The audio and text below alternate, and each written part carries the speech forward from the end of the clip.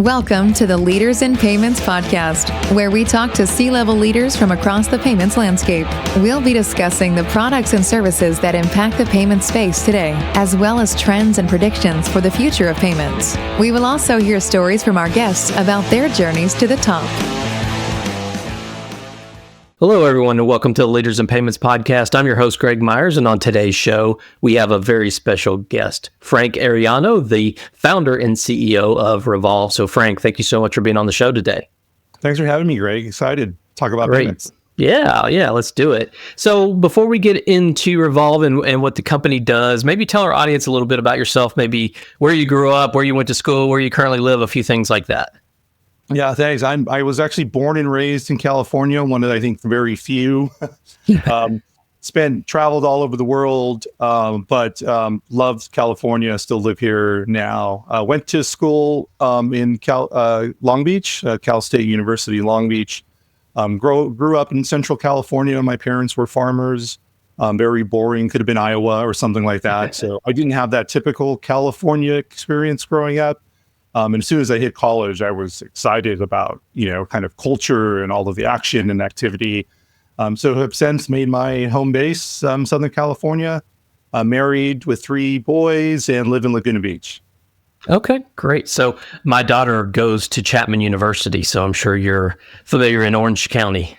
Yeah, I love that school. My niece went there, a phenomenal program. My old boss, the CEO at Ingram Micro, is a professor there now. Okay. Awesome. Yeah, she's a junior going into her senior year this fall, and we're out there every once in a while. Definitely head over to Laguna Beach when we're there. So that's great. I'm familiar with the area. So thanks for sharing that. So let's go into the company and talk about Revolv. So tell our audience what you guys do. Yeah, Revolv is a payment optimization platform. So think about us like a payment gateway, right? Your traditional type of service that allows merchants to transact payments through a number of different acquirers. We are a bit more intelligent in the way that we route that traffic, very dynamic, all with the goals of generating more value for the merchant. So one thing you'll learn about is particularly companies that start to scale or sell different product lines across multiple geographies is sort of approval rates. Approval rates have been going down quite significantly, over the past 10 years, and I'm talking mostly credential on file type of business. So we help optimize those and drive incremental revenue by improving those false declines, if you will. Okay. And who are your typical clients? What's your sort of verticals you go after? Yeah, great question. We've got about 350 clients to date, and I would say they vary, right? The one beautiful thing about payments is it spans every industry. About all industries now support, subscriptions and credential on file type of business.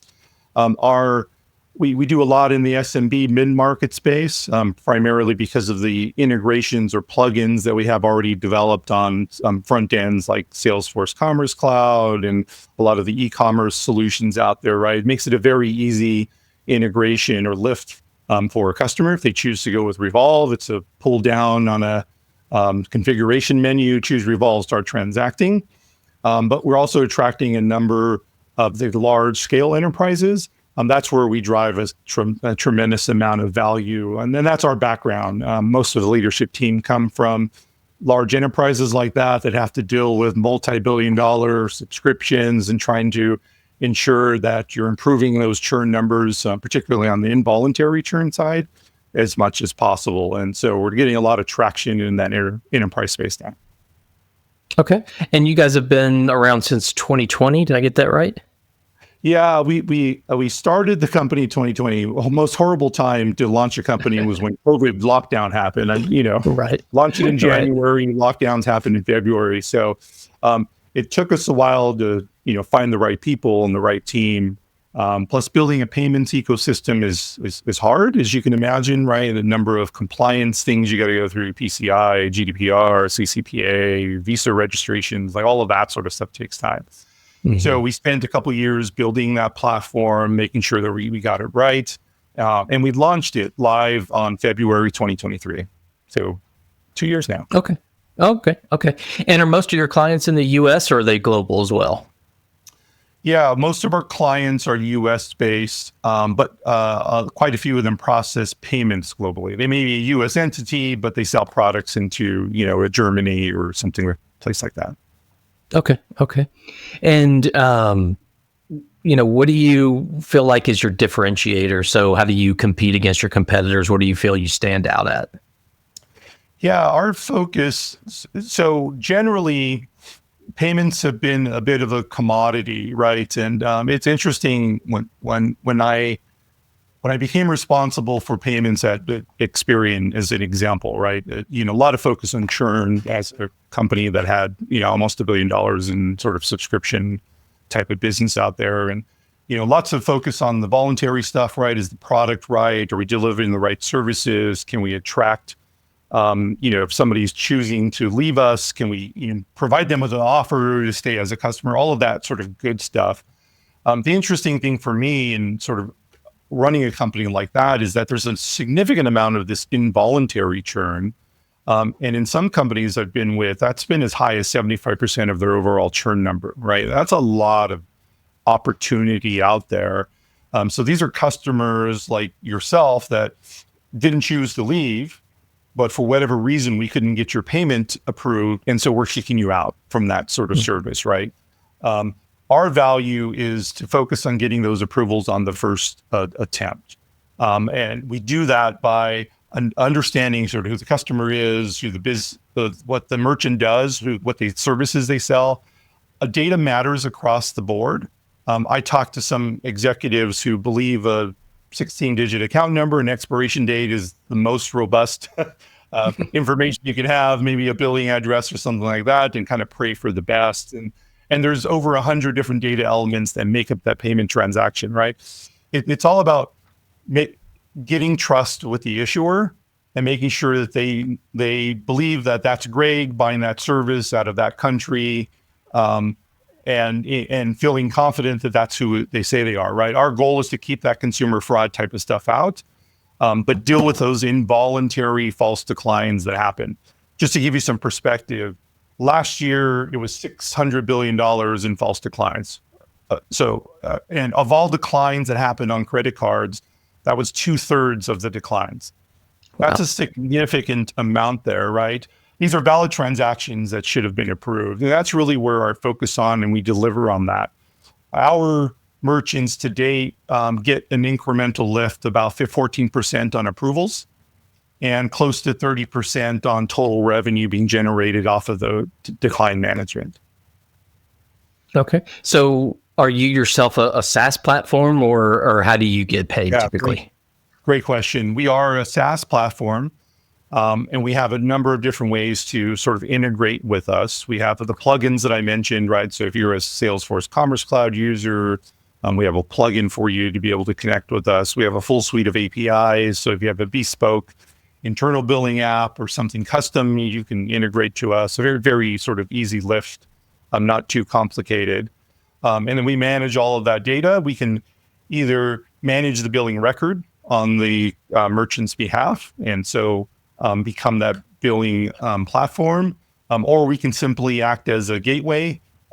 If they want to keep and use their own billing platform, they can send us the traffic, and then we optimize and route that across a number of different payment processors on the back end. So we're integrated to all of the big ones out there and have great partnerships with the likes of WorldPay and Nuvei, Adyen, et cetera.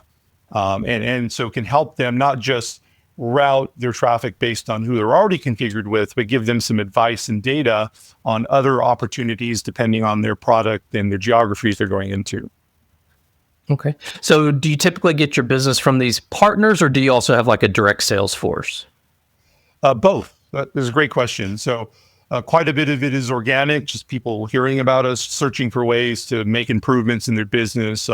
Retention, customer retention is a very big goal across a number of companies out there. I'm learning as we're talking to them.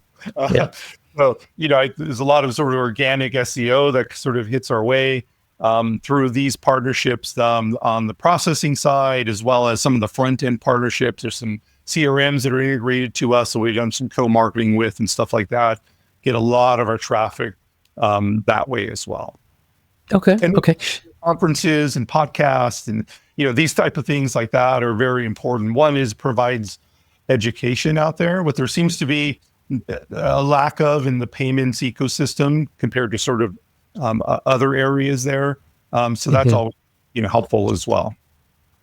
Yeah, it seems like there's a lot of discussion around the broad topics in payments, but when you get into something specific, you brought up some big numbers, right? Those should be some things people are really focusing on. So I would think leading in that kind of creating the content and the messaging around that is a great opportunity. It sounds like you guys are taking advantage of that. Yeah, it's the numbers. We do a lot of sort of POC, or we'll do an analysis of the prior data and help provide sort of projections. And it's interesting to me because sometimes there's some disbelief, right? I've had a CEO recently that, we projected to, increase the revenue. They're, $1 billion company, right? That increase the revenue by, $250K a month. It's a lot of money, a couple $1 million a year. He was like, wow, that's almost too hard to believe sort of thing, right? But through some testing, we're able to sort of demonstrate that uplift. And who doesn't want that value, right? Right. I mean, they're existing customers, right? It's not even going to get new customers most of the time, right? Wow. Which is hard enough, right? The cost of getting a new customer, and my understanding is it's significantly more expensive to get back a customer that left. Sure, absolutely. So when you step back and kind of look at the payments industry as a whole, and obviously you can answer this in the lens of what you do, but where do you see the payments industry headed, say, in the next 3 to 5 years? Yeah, great. Sort of embedded and predictive is where I see the future. I mean, embedded finance is obviously being talked about quite a bit. The use of AI to help merchants, certainly everything's AI now. We're an AI platform, but it seems like everything is. I think over the next 2 to 3 years, you're going to see a lot of focus on retention, as I mentioned, right? We're seeing that now, margin recovery. Viewing payments as a cost center to, a way to sort of generate some revenue. A lot of these retry systems and dunning systems out there, are creating a lot of market share, and they're fantastic and sort of focus on the right things. But being able to optimize that routing entirely is going to be key. And then over the next 10 years, I think you're going to start to see a lot more use of tokenization, embedded finance, regulatory compliance, right? There's going to be a heavy focus on that, particularly with the new VAMP rules coming out. So a system that can provide sort of end-to-end value, right? Not just in sort of one vertical there, are going to be the winners for sure. Okay. And for you guys, it doesn't really matter if, hey, some Bitcoin or stable coins become a payment method. It doesn't really matter to you basically in your model. Is that correct? Yeah. In our model, it's any sort of payment. Right. We do cards, we do ACH, P2P, it doesn't really matter. We can optimize across that. And it's necessary. I think most of our merchants accept, lots of different ways. We even we have a very robust data analytics program, and we don't do retail. There's lots of great companies that do that. Not something we're looking to jump into. But for some of our customers that do both retail and a heavy e-commerce presence, we pull all of that data in there and be able to provide them that analysis. And then our optimization will help understand that retail data as well. And that helps generate better response on the e-commerce side. Okay. And I know you've read the news, the global and world pay kind of thing. Is there any implications to you, to your business, or do you think more of those kind of things will happen in the future? Well, what's your thoughts on that? Yeah, I mean, there's going to be more of that that happens, right? I was FT Partners published their report on the sort of fintech space. I was surprised how much the M&A activity is growing year over year, right? 30% from last year. And so I think we're going to start to see a lot more of those deals. WorldPay has been a phenomenal partner of ours. And we're super excited about that sort of merger. I don't know the details there, but we're hopeful that it's going to provide us with a tremendous amount more value because you got two fantastic companies coming together. And I think, coming out of the FIS acquisition, For WorldPay, there was perhaps a little bit of, hesitation there, right? And sort of how they're best going to move forward. But hopefully this provides the clarity and things start, opening up again for us. Okay, great. So let's switch gears a little bit and talk about you. Maybe walk us through your career journey, how you got to starting the company. Maybe walk us through all that if you don't mind. Yeah, technologist by trade, part of a couple amazing startups early in my career. Love that tremendously. 3, if you count the piece of software I sold when I was in college, kind of gave me the taste of entrepreneurship. But after 9 years of, it's a lot of work, right? To be part of that ecosystem, even though we had good exits, I wanted to learn from some of the best out there and kind of jumped into corporate America because I wanted that experience. So, 25 years for companies like Ingram Micro and Experian and, some consulting out there. I learned a tremendous amount. And I also got exposure across a lot of different functions within the business, right? So everything from leading e-commerce strategy to IT architecture to running business operations for a business, I think was important to give me the insight to be able to look at everything holistically as a CEO. And that was very valuable for me. It was, business school over a number of 30 years, right? Right. Okay. And how did you make the leap from corporate to starting the company? I always knew that I still had a little bit left in me, and I wanted to, I was just kind of waiting for that right moment, the right business plan, the right investors, that sort of thing. And after leaving Experian and, helping them with, sort of payment optimization there, I knew that there was an opportunity here, right? I saw the numbers. I did a bunch of market research, like that $600 billion false decline problem I mentioned, what companies are doing to manage their payments, the expense that they're having from an OpEx perspective just to maintain and not even sort of optimize was significant. So I knew I could drive a lot of market to the value. Probably spent a good year, not full time, but sort of building a business plan, creating some partnerships with the issuing banks, the processors. I talked to lots of my contacts there and saying, I want to do this company, like give me some feedback and some input. So spent a lot of time going through that and then decided to launch. My original thought was, I'm going to go find me a CEO that could help me with this. I'll just be the founder or maybe even the CTO or something like that. But honestly, I love the company. I love what we do. And it just was a natural sort of fit for me. Okay. So what are some things you're passionate about? Maybe one work-related passion and one personal passion.